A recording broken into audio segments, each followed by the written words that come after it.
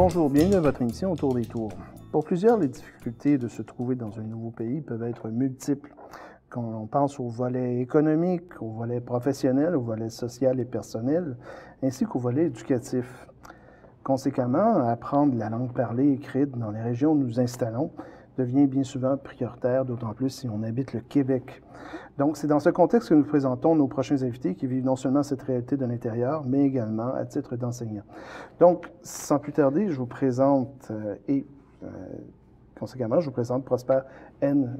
Gegang, et bien ça. Le président d'ailleurs, et Florette, responsable des activités, et auprès de l'Association des enseignants immigrants du Québec.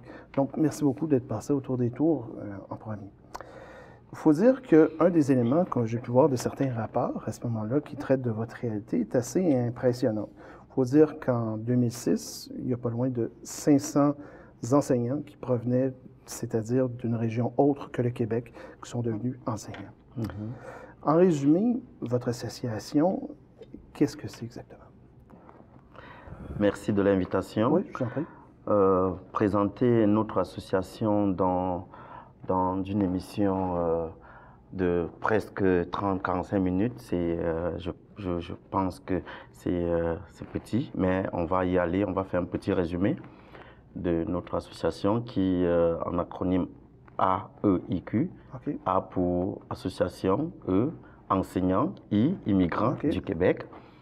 C'est une association qui regroupe beaucoup d'enseignants qui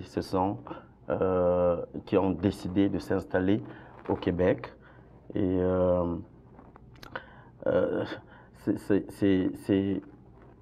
ça les regroupe. On se voit tous les 2 mois. On a une assemblée générale, on a un conseil d'administration et on a des activités. Donc, présenter l'association, voilà en gros. Quand même. Et il faut dire que votre association existe depuis quand même plusieurs années. Et dans le fond, j'aimerais savoir quels sont les facteurs, dans le fond, qui ont créé ou qui ont favorisé l'émergence, dans le fond, de votre regroupement.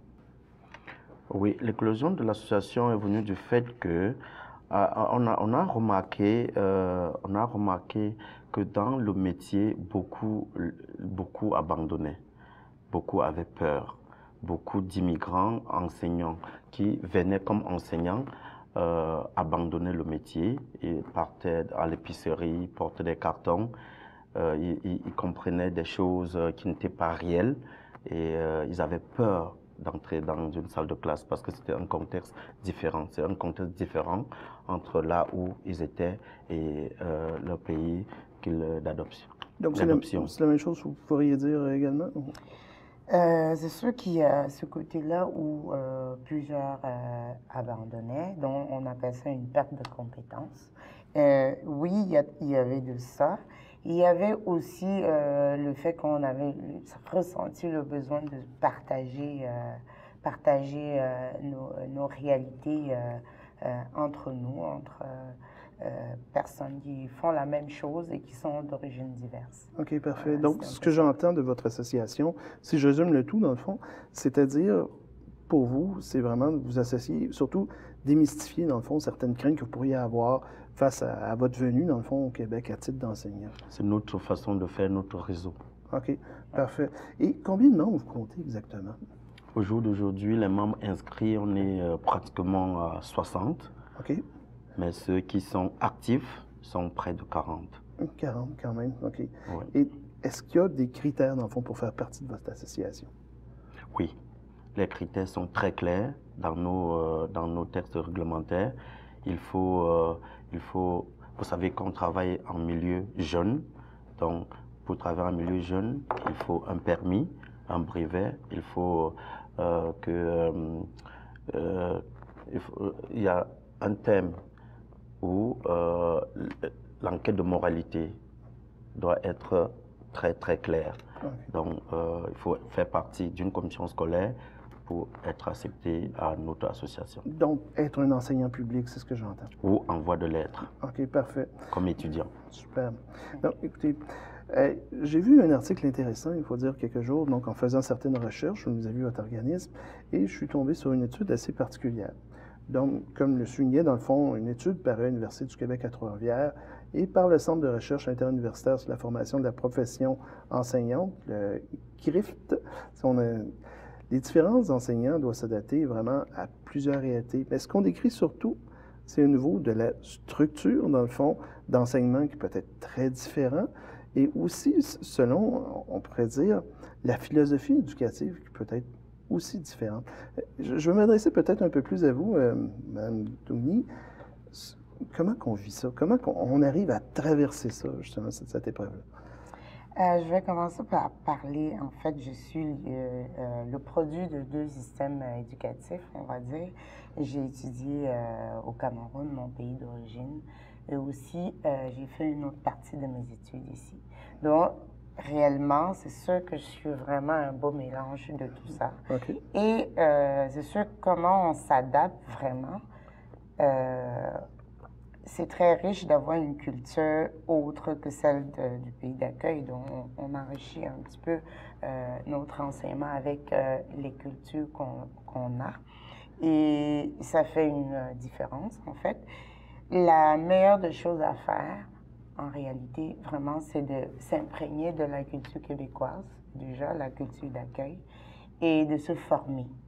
De se former en prenant des cours. D'ailleurs, le ministère de l'Éducation va obliger des personnes qui arrivent, qui étaient enseignants dans d'autres pays, de prendre un cours sur le système éducatif québécois pour mieux comprendre la réalité, afin de pouvoir rentrer dans une classe. Je pense que c'est la meilleure chose à faire, vraiment de bien comprendre le programme, de bien comprendre la structure même de l'enseignement, les méthodes les mieux utilisées au Québec pour s'adapter à la réalité. Le meilleur mot, c'est s'adapter à la réalité. S'adapter, vraiment. Ouais, ouais. Nous parlons de l'adaptation. Oui, allez-y. Parce qu'on quitte dans un contexte différent. Moi, par exemple, j'ai été formé au Cameroun et en Belgique, où le système est purement différent du système d'ici. Donc, lorsque j'arrive, je dois me former également. J'ai un doctorat en Belgique, mais quand j'arrive ici, je constate que c'est purement différent. Mais est-ce que vous avez une frustration, justement, à ce niveau-là, justement, de recommencer à zéro, de désapprendre ce que vous avez appris, si vous permettez l'expression? Pas du tout, parce que lorsque tu décides d'immigrer et lorsque tu as un bagage, tu arrives, tu veux apporter quelque chose au pays d'accueil, il faut s'adapter. Comme Florette dit, il faut s'adapter, il faut se former, il faut accepter de se former. C'est une des missions principales de notre association, parce que beaucoup arrivent, se désarment parce qu'ils ne veulent pas se former. Ben, si je me permets d'ajouter, moi personnellement, ce que je n'avais pas enseigné ailleurs qu'ici, donc j'ai étudié à l'Université de Montréal pour enseigner. Et par la suite, je me suis formée davantage parce que j'ai pris des cours en didactique pour avoir une maîtrise en enseignement. Mais parallèlement, je peux parler de la réalité d'une amie libanaise qui était assise avec nous, qui travaillait avec nous lorsqu'on faisait notre bac. Elle avait plus de 20 ans d'enseignement au Liban, l'enseignement du français, s'il vous plaît. Mais qu'elle a été obligée de faire 4 années d'études pour obtenir son baccalauréat en enseignement ici, pour pouvoir commencer à travailler il y a plus de 40 ans. Mais justement, et ça j'en conviens, la structure est assez complexe et à ce moment-là, c'est une réadaptation, autant pour vos qualités professionnelles, ni plus ni moins, ou à ce moment-là, vos certifications, et autant, ni plus ni moins, pour la manière qu'on enseigne.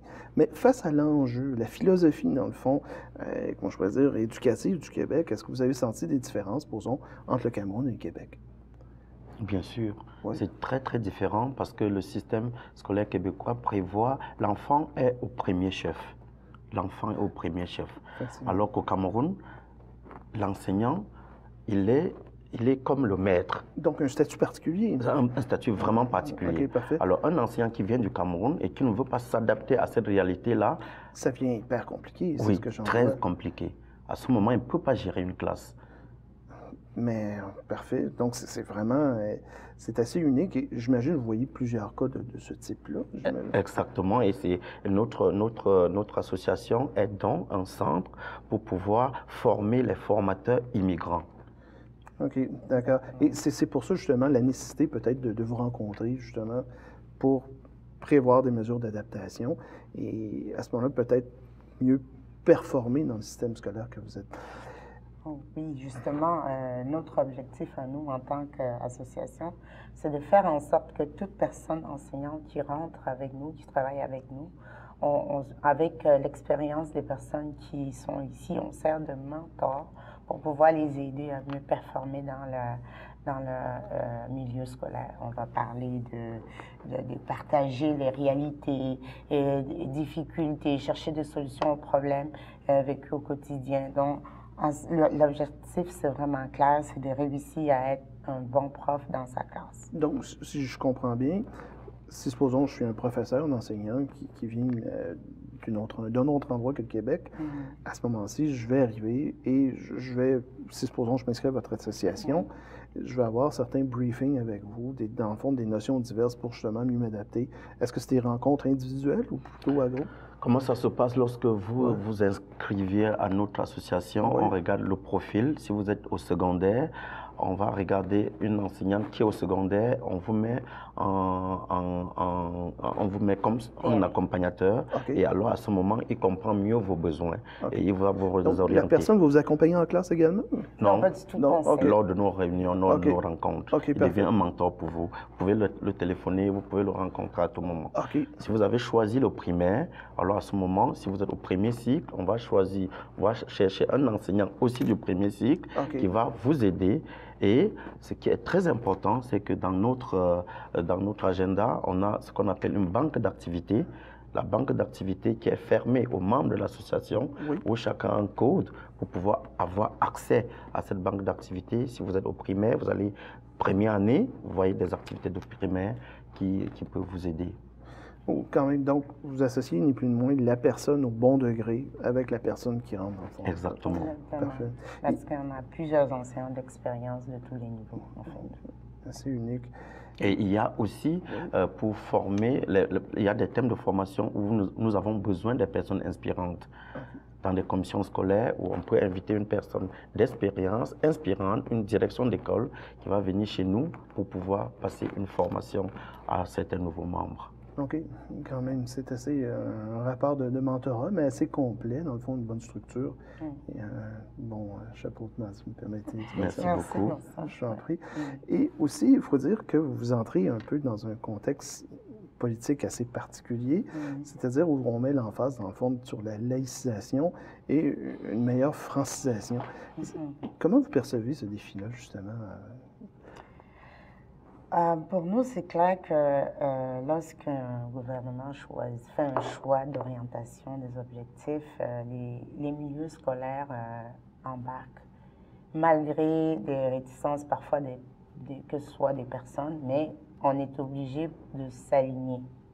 Donc, c'est sûr que ça peut déranger certaines personnes, mais en tant qu'association des enseignants immigrants du Québec, on a un devoir déjà de laïcité.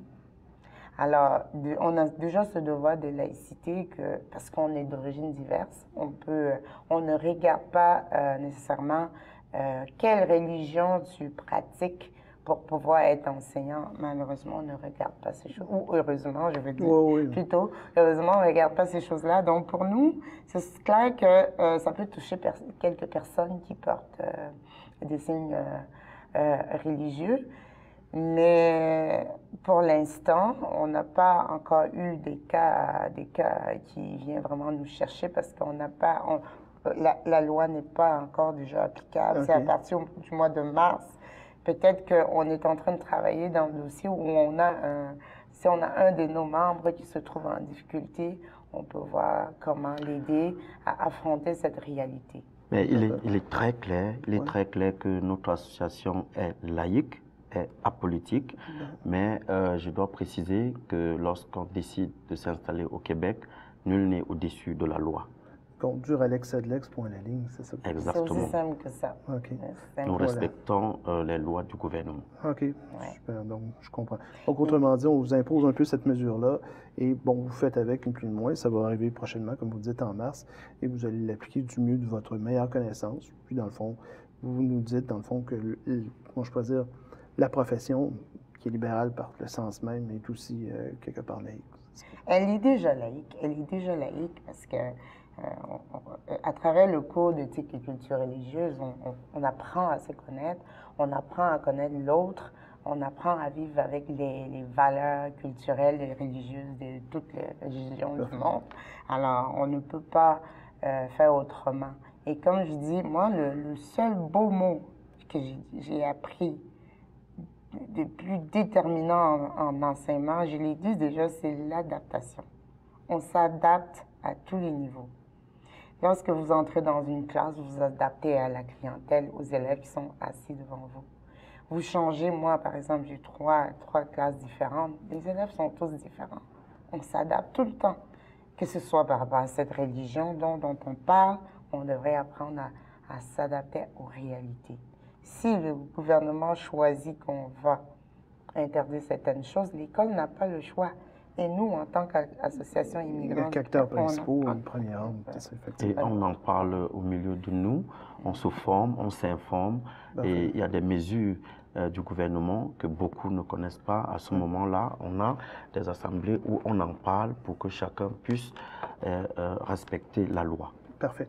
Et également, ce qu'on peut voir aussi, j'imagine, c'est la même chose au niveau de la francisation. Donc, c'est quand même quelque chose d'appliqué selon le sens de la loi. Puis, vous saviez vous adapter du mieux possible par rapport à votre classe. Tout à fait. Tout à fait. Puis, Au Québec, c'est le français. Oui, vous avez Normalement, malgré qu'on est dans des écoles vraiment allophones, on a le droit et le devoir de parler le français. Parfait. Donc, si on exclut, dans le fond, on pourrait dire ce nouveau dossier-là, quels sont les prochains défis qui attendent justement votre organisme, M. Prosper? Des gros défis, hein? Des gros défis. Pour le moment, on est en pleine expansion, donc on manque des ressources financières et on a besoin que le gouvernement nous aide à nous implanter dans beaucoup de villes. Actuellement, on a des projets à la ville La Salle, dans notre école de samedi, où la mairie de La Salle nous soutient. On a l'intention d'ouvrir l'école de samedi à la ville Saint-Laurent, à la ville Côte-de-Neige, à Montréal-Est. On a besoin beaucoup de soutien du gouvernement. Parfait. Et donc, en terminant, M. Prosper, comment peut-on vous rejoindre? Pour nous rejoindre, nous avons un site internet www.aeqcanada.org. Qui apparaît justement en bas de l'écran. Exactement, ou un numéro de téléphone 514-506-9747. Parfait. Et vous avez également un profil Facebook, si je me trompe. Oui, on a un profil Facebook. On peut discuter avec des gens. Si quelqu'un a une question, il peut juste écrire, clique, ça va venir. Et je précisais à la fin qu'on travaille avec les enseignants, avec la communauté immigrante et avec les élèves. On n'oublie pas aussi les parents. Voilà. Super. Ben, merci beaucoup. Merci, M. Prosper. Ça nous fait plaisir. Merci, Mme Devenue. Ça me fait plaisir d'être venu. Merci beaucoup. Voici ce qui était sans doute ma dernière intervention à titre d'animateur d'Autour des Tours, où je l'espère vous avez pu apprécier différentes facettes de la vie communautaire du Centre-Sud, mais également d'autres parties de Montréal. Toutefois, comme vous comprendrez, nous ne sommes jamais tout à fait seuls devant une caméra et une équipe, heureusement, m'a secondé tout au long de ces émissions que vous avez pu regarder. Je parle de Rafi Gamouzi, caméraman. Je parle de Joanne Prudhomme, Eddie Mestre. Je parle de Rodrigo Schultz, qui fut aussi réalisateur. Sophie Ruel, caméraman. Francis Dumais, chef réalisateur. Juan Pablo Adam, qui fut caméraman à mes tout débuts. Raphaël Lamoureux, qui fut un éditeur, c'est-à-dire la personne qui fut en charge de monter les vidéos, ainsi que Mme Christiane Gauthier, qui, sans elle, la station n'existerait pas, et qui a permis justement cette émission qui jusqu'à présent perdure, soit Autour des Tours. Eh bien, simplement, je tiens à vous remercier d'avoir été présent. Et sans doute, Louise Miller continuera simplement cette émission, et nous espérons intégrera un nouvel animateur qui vous présentera des choses assez surprenantes. Bien, c'était Jean-Frédéric Saint-Germain pour cette dernière émission. Merci.